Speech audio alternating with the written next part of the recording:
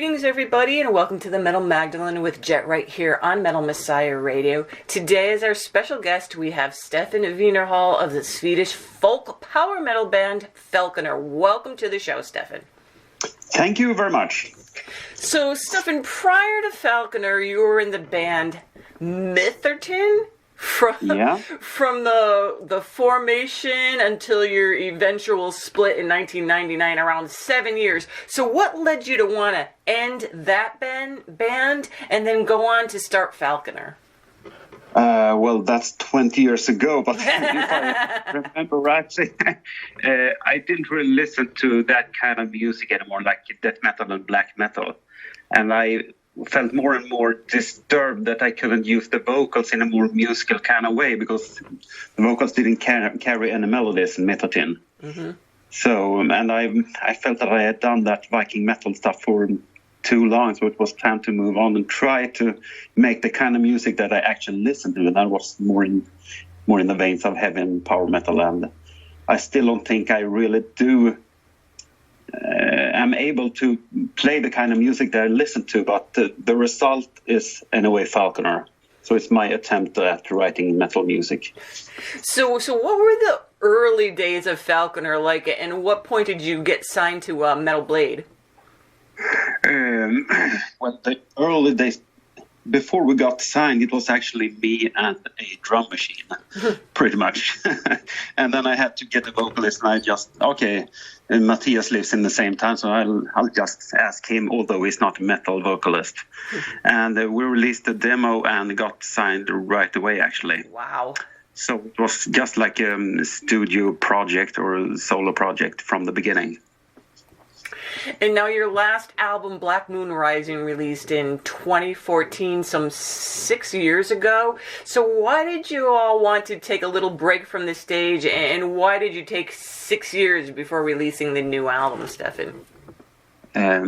Because we always take like a year or two between the albums. And this time it just happened to become longer because I didn't really get the inspiration that I wanted. I didn't want to force myself into writing a new album because I always want to write when I feel the inspiration come. And it just took a bit longer. And this time around, actually, I thought that, if I'm going to do one more album, it's going to be the best because I feel that I've done Falconer for 20 years and it's time to move on from this too. And I don't want to release one final album that's just so-so. It's got to be the best album I can possibly write. So I just like that the writing process take its time. And I think I wrote the songs for 3 or 4 years, maybe. And what sparked your enthusiasm then to want to release this album now? Well, the songs were ready by now, so that's the reason. It's not really any plans. I write the songs, and when I think, this is done, we start rehearsing and then just release the album. So not any big plans or anything. That's never been a plan of Falconer. We just do what we feel like when we feel like it. And that's a pretty good way, I think. And now, talking about the new album, From a Dying Ember, how did you approach this album musically? And did you do anything differently this time around? Well, I scrapped a couple of ideas. I've never done that before because I wanted this to be as good as possible. And maybe I forced myself into pushing all the elements into this album that I know represent Falconer. That is one ballad had to be there and one song in Swedish. And I think those are the main ingredients. And then, of course, the traditional Falconer sound. And I knew early on that I really wanted to have like the keyed fiddle and a bagpipe because we never had that. We've just had the fake varieties in the past. But this time around, we got the real deal. And that was 20 years worth of waiting. So did you already have these people in mind, the guy to play the bagpipes or the girl? It's two guys. No, I didn't have them in mind as I started writing. Well, the bagpipe guy, I knew of him. Mm-hmm. But from the beginning, I just thought that, let's try to get some appropriate samples, and I might just add it to the music, although you're not that able to bring out the samples that audible, because at least I hear it right away that it's just fake. But the guy with the Kid Phil, I actually went to see a band called Utmarken. It's a Swedish folk metal band. And I happened to start talking with him after the show, and I asked him right up if he wanted to be on the new Falconer album. And I mean, Kid Phil is not a usual instrument in Sweden, so I don't know what any other guy that plays it. So just a lucky coincidence. So, well, that makes it kind of interesting, too. And now, does the vocalist write all the lyrics for the band? No, he's actually only written one lyric in the entire 20 years. So all the lyrics are mine. Okay, so tell us, that's good to know, because now I can ask you the next question. Okay. What are some of the basic lyrical themes for this album, Stefan? Most of the lyrics are actually based around the everyday life and today's world, but I always try to drape it in a kind of medieval tapestry. In my head, I am Shakespeare, but my tongue is not. But I do my best. So I know that most of the lyrics sounds really medieval and historical, but most of them are really based upon something more boring, like maybe the almost war between the United States and North Korea, for example. Mm-hmm. That's in one of the lyrics, and that maybe not that. It's quite subtle, and how I tackle everyday life, like kings and queens. Don't take anything for granted, and don't do everything just the same way, day after day after day, because you're just spoiling your life if you don't try to do something different. And this is true. And when did you guys wrap up recording? We were done in the middle of February, I think. So we were in the studio for 4 weeks. And that's pretty much the same time we spend in the studio every time. And, of course, with the pandemic, of course, where you guys are, there really weren't any constraints. But did you have any, problems during this whole time doing that recording? Or did it go off pretty well? No, it went really, really smooth, better than any time, actually. And the pandemic really started out in Sweden as we were done. Oh, the magazine started to write about it during the time, but it was not a big problem by then. So, lucky thing. Yeah, just in a nick of time, because I saw, you guys was in there in February, and I wasn't quite sure when you guys, wrapped it up. So, yeah, you wrapped it up, and then all hell broke loose after that. But not so much where you guys are, just the rest of the world, as you know. Yeah, we're not really that troubled with it, because we haven't played live since 2015, and we said by then that we won't play any more live shows ever. So we do it in the studio, and that's it. Well, there you go. So what about with this new release? Do you plan on doing anything live next year or whatever, or no? No, as I said before, this is the final album. So the band, the songs are from a dying ember, because it's not going to be any more Falconer after this release. So it's the end of the band. No farewell tour or anything? No. We're not much for touring anyway. I mean, especially me, I don't feel at home on the stage. I'm more of a music producer or writer. And being on stage, being a performer, that's a completely different thing. It just feels so odd for me to be on stage. It's so far from who I am. So I always said that in 2015 that no more live shows. So Stefan, after Falconer, then, is that what you're going to do? Go into more the production aspect of metal? I'm not really sure that it's going to be even metal. Or on music. If it's going to be music, I will try to challenge myself into writing something different, not doing the usual stuff, adding double bass drums, and because I've done that for 30 years. I know that it's going to be good and I'm going to like the results, but I want to do something different. And if that forces me to don't touch the guitar, touch the keyboard instead, then let's see what happens.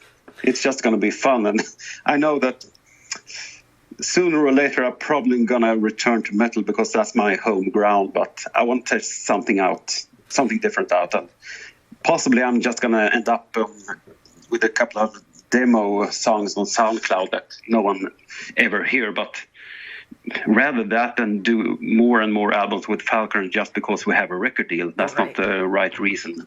So are you excited to kind of move on to this next chapter and start it's like a whole new birth and creative process?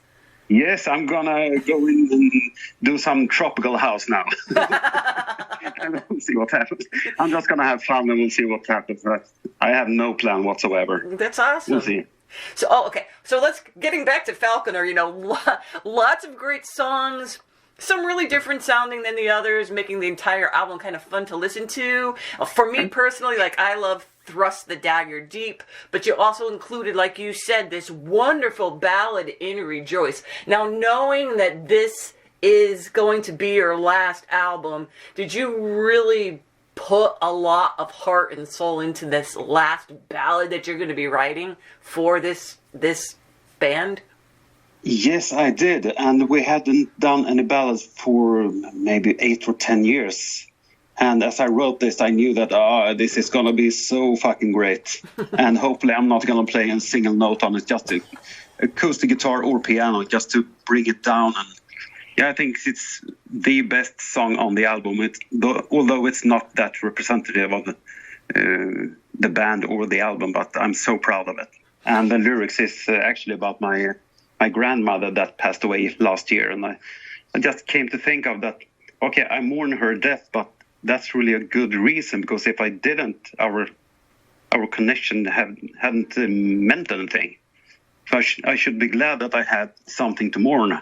It's quite strange, but that's the way I felt about it. Well, it kind of makes it kind of more, I don't want to really use the word epic, but kind of like your Swan song, you made it personal and you did it, the best you possibly can. And it really is a wonderful, wonderful piece as well. Really artistic and very epic. I don't know what other word to use. I mean, was there any challenges in doing this for you? No, not really. I think that is the environment where Matthias really, really shines. Mm-hmm. He's not trying to become a metal vocalist or anything. He just uses his adorable voice in a slow, mellow way, and it just turns out perfect. Luckily. The song itself, it wasn't that hard to write. I just happened to... I'm not bragging, but I just happened to make it so fucking awesome. It is. It's the last ballad for Falconer, and it just turns out perfect. It did. And was there any challenges in creating this album for you guys? Well, I had everything planned out before I went into the studio, as I usually do. I have 4 rhythm guitars, and I just plan them out that, okay, that guitar's going to play that part in that kind of way, blah, blah, blah. And then when we entered the studio, Andy just said, I think we're going to do it with just 2 guitars this time.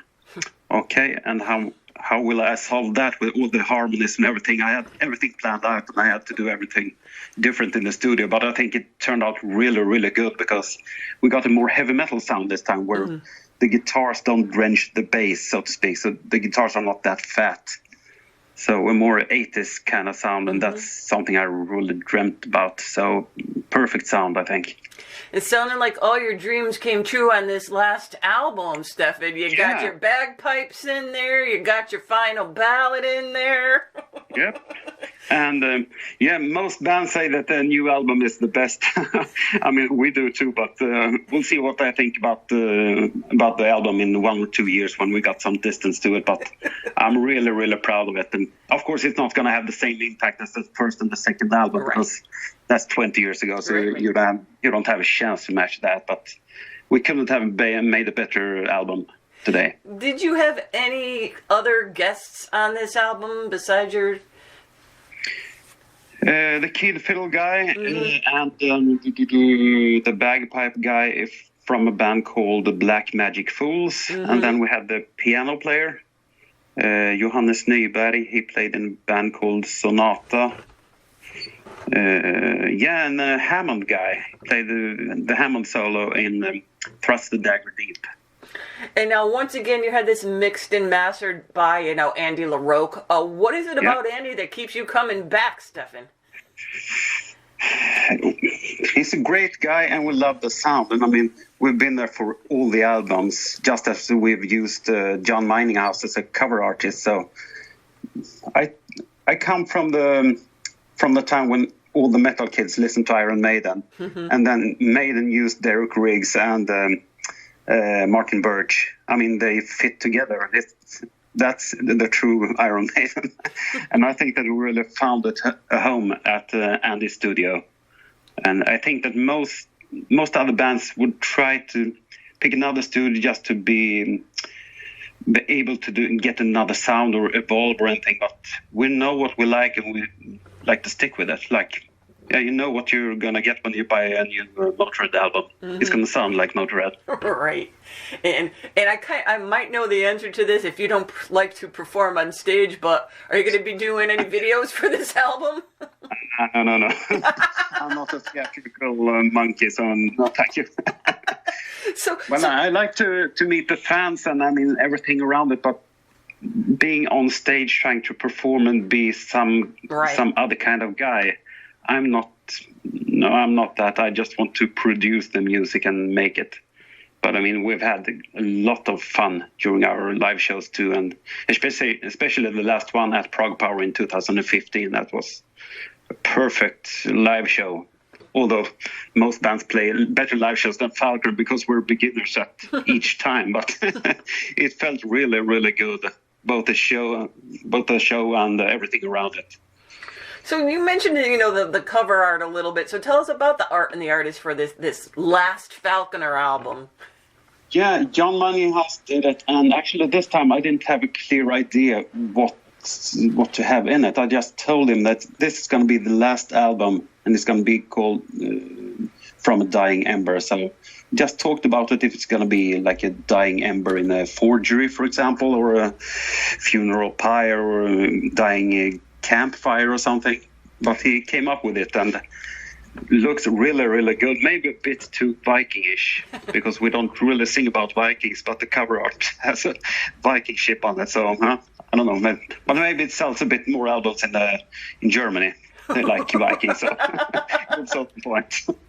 So the album's going to release on June 26th. So what formats is it going to be released on? Do you know? Is there going to be any pre-order specials or anything like that? Yeah, the Digger book is going to contain two bonus tracks, but I think that you can only order it in Europe for some kind of reason. And then a normal jewel case, and of course a vinyl with I think 3 different colors. But the first release is going to contain 3 bonus tracks, and that's Portals of Light and Long Gone By, our 2 other ballads in an acoustic format. So that's really special. So this being your last album, Stefan, are you a little sad, or is it just kind of bittersweet, or what are your feelings? I don't really have any feelings, because the band has been like my brainchild. We don't really hang around or going on long tours. So, I mean, I haven't seen Matthias since 2015. Right. So breaking up the band is just going to be as usual, actually. I continue doing music and don't see the other guys. So. That's true. I haven't really thought that much about it because, I don't feel anything, actually. But we'll see when I have a couple of songs and, okay, this would be a great Falconer riff, but I'm going to use it now. I don't know. Oh, I'm sure you'll find a way, Stefan. I'm sure you'll find a way. Yeah, I think so. Maybe I can use it in my new Tropical House songs. I don't know. There you go. Like add an accordion or something, who knows? Yeah. So if people want to learn more about the band, what was the band Falconer, or, to see if you have some more singles or whatever coming out, what's the best websites that people go to for that?